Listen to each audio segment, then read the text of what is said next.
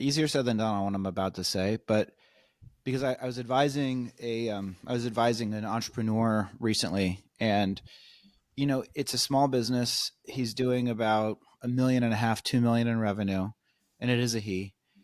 And I'm comparing this to Catalyst because one of the big differences between this person that I'm thinking of and Catalyst is that Edward and Kevin have moxie. They have cojones, right? They have the verve and the daring do. Uh, and daring do, I'm stealing from George Plimpton's star turn in Goodwill Hunting. Look at Uh, that. but they have the gall to say we're going to be huge, right? And so they say there's that cliche of aim for the stars and land on the moon or whatever. Like when you have big ambitions, there's an upward gravitational pull that even if you don't achieve all of those ambitions, you're oriented towards a specific direction. And there's other businesses where the founder or the CEO just doesn't, they constrain themselves by the size of their vision, even if it's a competitive category or whatever it may be. But they decide that they're a small player. They decide that their goals are modest, and there's nothing wrong with that. I'm not. This is not a judgment. This is just that you're going to achieve some percentage of what you set out to achieve.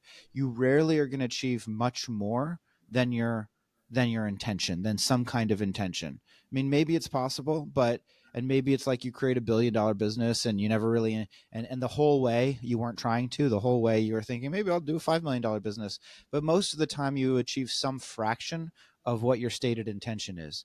And if your stated intention is too modest or too low, if Edward and Kevin said, we just want to build a small customer success platform, and we don't really think it's good enough to talk about it that much, and we're going to do a bridge round or a safe note into some family office investment, maybe it never becomes anything meaningful or interesting. But if you set your ambition high enough, maybe it changes the not just your business but sort of the arc of the category, which I think was part of Edward's point.